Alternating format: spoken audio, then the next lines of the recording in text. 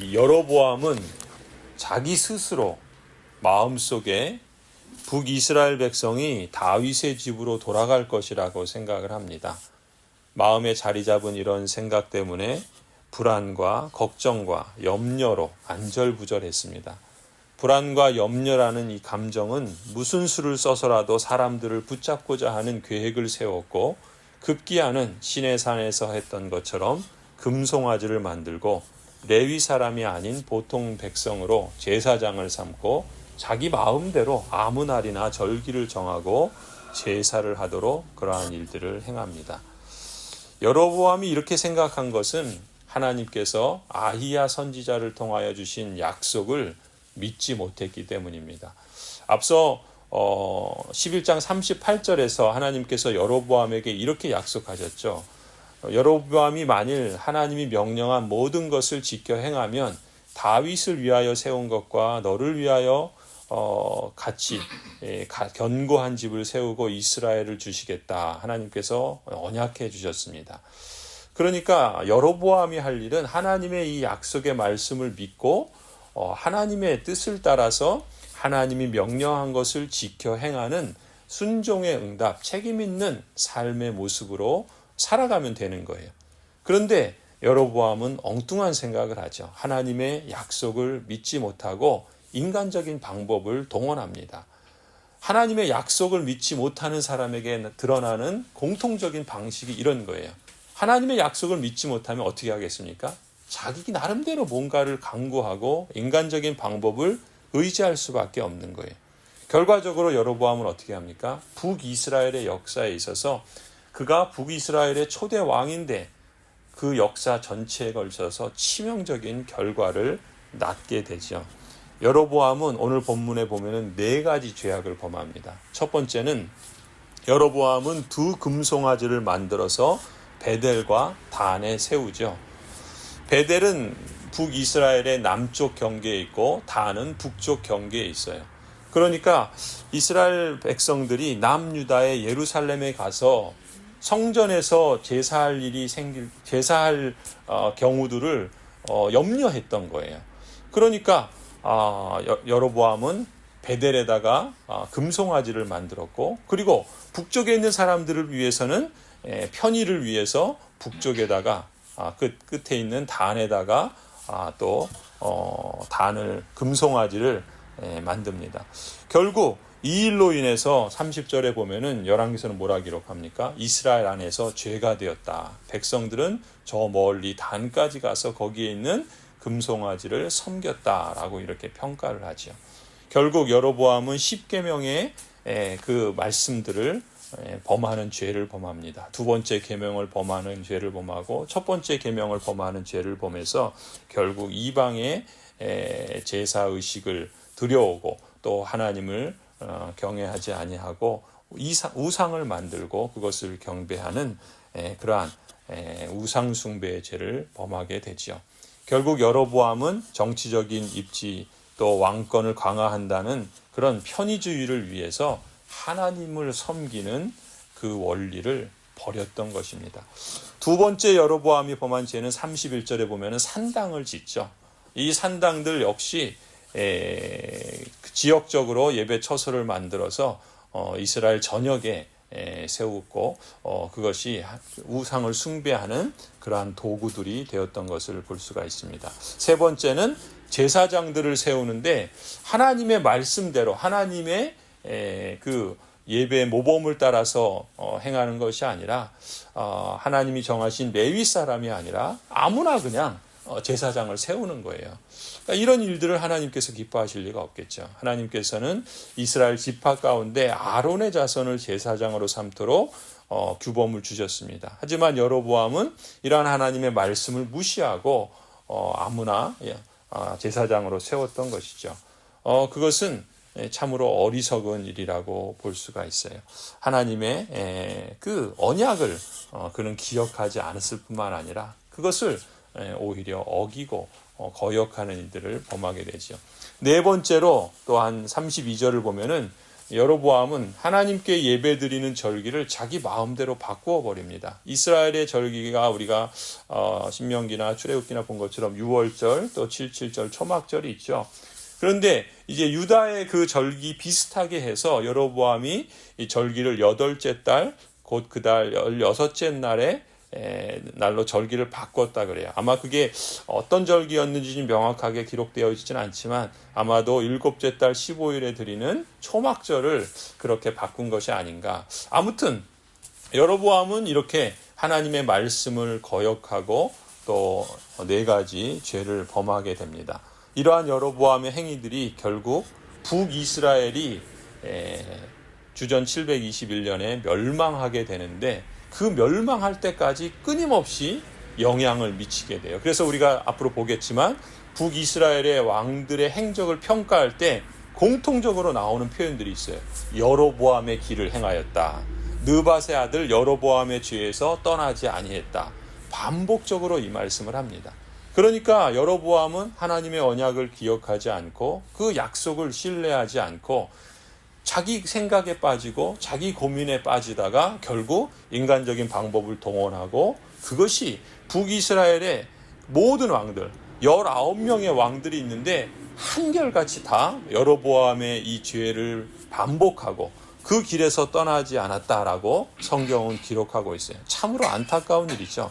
하나님께서 여로보암에게 약속하셨을 때는 하나님께서 북이스라엘과 남유다를 통해서라도 인간의 죄악의 결과임에도 불구하고 하나님은 그 죄를 통해서도 하나님의 선을 이루시는 그러한 섭리의 역사를 이루어 가시는데 그런데 이 여로보암은 그 하나님의 약속의 말씀을 기억하고 따르기보다는 자기의 편의대로 자기 마음대로 행했던 그런 악행을 행하여서 그 책임을 스스로 면하기 어렵게 됐을 뿐만 아니라 그 북이스라엘 왕국 전체가 참으로 죄악된 길을 걸어가는 안타까운 그러한 길을 열어놓지요. 그런데 우리가 한 가지 또 여기서 주목해 볼 때는 그렇다면은 왜 여로보암은 이런 생각을 했을까요?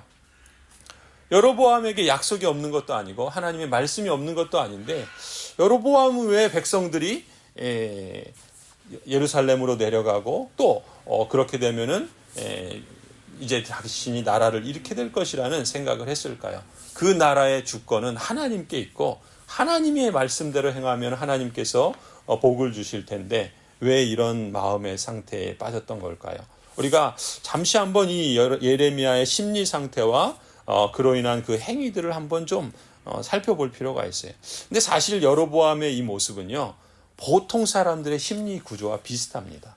무슨 얘기인가? 어떤 생각을 자기 나름대로 품고 그 생각은 어떤 감정을 낳게 돼요. 그리고 그 감정은 어떤 행동을 주도하게 되지요. 왜 이렇게 생각한 것일까? 왜 이런 불안한 감정을 표출한 것일까? 왜 이런 행동을 선택한 것인가? 한마디로 자기가 이 여로보암이 연연해 하는 것을 빼앗기고 싶지 않았기 때문에 그렇습니다. 자신이 소유한 그게 권력이든 명예든 지위든 자존심이든 그걸 잃고 싶지 않았기 때문에 그러는 거예요. 그것을 잃게 되면은 자신이 무너질 거라는 생각에 사로잡혔기 때문에 그런 것이죠. 사람이 그렇습니다.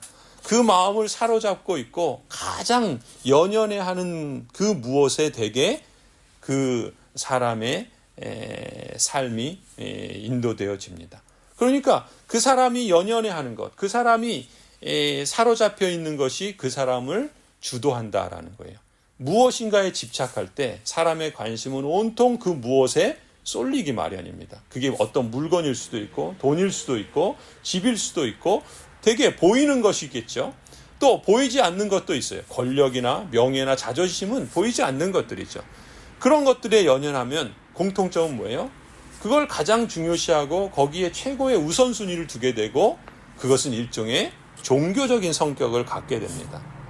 그래서 예수님께서는 뭐라고 말씀하십니까? 하나님과 재물을 겸하여 섬기지 못한다고 말씀하셨죠. 무슨 얘기냐면은 사람이 그것이 무엇이든 자기의 삶의 구심점으로 삼고 그것을 얻기 위해서 애쓰고 또 그것을 빼앗기지 않으려고 그렇게 안달하는 것은 결국 하나님과 같은 성격의 그것을 섬기는 모습으로 드러난다라는 것이죠. 문제는 무엇입니까? 결국 그것을 지키기 위해서, 그것을 빼앗기지 않기 위해서, 또 그 빼앗기면 그것을 찾기 위해서 혼신을 다하게 되면 그것을 위해서 인생을 살게 되고 그렇게 죽음을 맞이한다라는 것이죠. 문제는 사람들이 그렇게 연연하는 것이 과연 인생을 걸 만한 정도로 그렇게 가치 있는 것인가라는 것이죠. 하나님께서는 사람에게 영원을 사모하는 마음을 주셨습니다. 파스칼의 고백처럼 모든 사람에게는 하나님이 아니면 채워지지 않는 빈 공간이 있어요. 그런데 이 빈 공간을 사람들은 하나님이 아니라 다른 것으로 자꾸 채우려고 하는 겁니다. 그걸 우상숭배라 그래요. 그것이 주는 어떤 배부름이 있어요. 그것이 주는 평안이 있습니다. 문제는 그것이 거짓 헛된 배부름이고 거짓 헛된 평안이라는 것이죠. 근데 그걸 지키려고 집착할 때 불안이 생기고 또 그 불안의 감정에 의해서 그릇된 행동을 실천하게 되는 것입니다. 이 빈 공간을 그럼 무엇으로 채워야 되겠습니까? 하나님이 채우시는 공간임을 우리는 인정하고 고백하는 것으로부터 삶의 회복과 진정한 부흥이 시작된다고 볼 수 있습니다. 여로보암이 염려했던 것을 우리가 뒤집어 생각해 보면은 27절 말씀대로 만일 이 백성이 예루살렘에 있는 여호와의 성전에 제사를 드리고자 하여서 올라가는 것을 염려할 것이 아니라 하나님께 성전에 나아가서 제사 드리고 예배 드리는 것이 어떻게 그것이 염려할 일입니까? 그것이 사는 길이죠. 그런데 여로보암은 거꾸로 그것을 염려했던 거예요. 부흥의 출발점이 뭡니까? 삶의 출발점은 하나님으로 가득 채우는 것이죠. 하나님을 가까이 하는 것에서부터 시작이 됩니다. 자신이 무너질 거라고 연연해하는 그것을 얻고 지키려고 할 때 오히려 무너지게 되고 반대로 그것을 잃을지라도 하나님을 가까이 하고 하나님으로 가득 차면은 정작 자신을 잃는 것이 아니라 오히려 모든 것을 지키고 얻게 된다는 것을 발견하게 되는 것이죠. 사람마다 믿음의 분량이 다르지 않습니까? 사실 왜 그런지는 이해하기가 쉽지 않아요. 그런데 한 가지 분명한 사실은 각자 믿음의 분량이 다르지만 우리가 원하면 우리가 간절히 사모하고 하나님을 찾고 하나님을 가까이 하면 그 믿음의 분량이 늘어날 수 있다는 것이죠. 그 믿음의 분량은 하나님의 은혜로운 활동에 반응하고 상호작용하는 과정을 통해서 성장합니다. 믿음은 어디에서 옵니까? 하나님의 말씀에서 오지요. 하나님의 말씀을 가까이 하고 그 하나님의 말씀을 배우고 그 하나님의 말씀을 기억하고 그 하나님의 말씀을 따라서 우리의 삶을 돌아보고 성찰하고 하나님의 말씀을 들으니까 하나님의 말씀을 따라서 우리가 살아가고자 할 때 우리의 연약함과 우리의 부족함을 알기 때문에 하나님께 기도하는 것 아니겠습니까? 어린아이가 말을 배우면 어떻게 돼요? 말을 하게 됩니다. 부모로부터 말을 배우면 말을 자꾸 들으면 말을 배우게 되고 말을 하게 돼요. 우리도 마찬가지입니다. 우리의 아버지이신 하나님으로부터 그 말씀을 자꾸 들으면 그 말씀을 따라서 우리도 그 말씀을 따라 말하게 되는 거예요. 그게 기도입니다. 아이가 말을 배우듯이 우리도 하나님께 기도하는 것을 배우는 거예요. 내가 원하는 소원, 이 세상에 원하고 내가 연연해 하는 것을 얻기 위한 수단이 기도가 아니에요. 하나님의 뜻을 구하는 거죠. 하나님의 뜻은 하나님의 말씀에서 나오는데 그 말씀을 자꾸 들고 그 말씀을 가까이 하고 그 말씀을 따라서 따라 말하다 보면 그게 기도가 되는 것이죠. 그 말씀대로 살려고 하는데 잘 안 되니까 하나님께 기도하지 않을 수 없는 거예요. 하나님의 말씀을 따라서 기도하게 되면 하나님께서 하나님의 나라와 의를 구하는 자에게 우리에게 필요한 것이 무엇인지를 아시기 때문에 그 모든 것을 더하여 주신다라고 약속하셨죠. 하나님의 약속을 신뢰하고 따른다면 하나님은 기꺼이 우리에게 은혜를 베푸시는 분이신 줄을 믿습니다. 바로 그런 점에서 우리에게 중요한 것은 이러한 하나님의 말씀에 대한 사모함과 그 말씀을 가까이 하고자 하는 관심과 그 말씀을 들을 때 그것을 기꺼이 받아들이는 수용성에 있다라고 말할 수 있어요. 그리고 그 말씀을 따라서 응답하며 책임 있게 살아가는 삶의 실천들과 그리고 무엇보다 그 과정에서 성령 하나님을 의존하여 그 말씀을 따라서 우리로 살아갈 수 있는 마음을, 소원을 주시고 그것을 행할 수 있도록 인도해 주시기를 간구해야 되는 것이죠. 현대의 선지자라고 불리는 토저는 이렇게 말합니다. 우리가 관심을 갖지 않는 어떤 대상을 우리의 마음에 받아들인다는 것은 사실상 불가능하다. 보통의 사람이라 할지라도 어떤 분야에 깊은 관심을 가지면 오히려 머리는 좋지만 관심이 없는 사람보다 더 큰 업적을 이룰 수 있는 것입니다.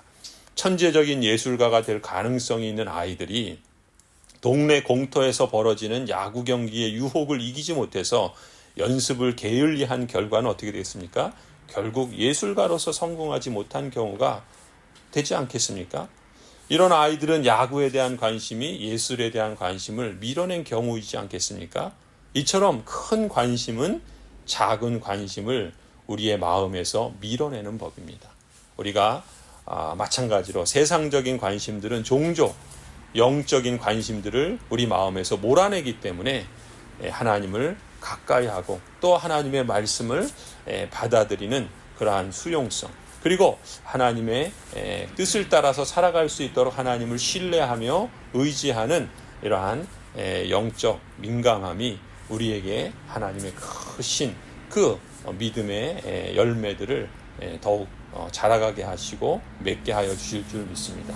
바라기는 이러한 영적인 수용성이 또한 하나님의 은혜에 대한 관심이 우리 안에 더욱더 풍성해지기를 간절히 소원합니다.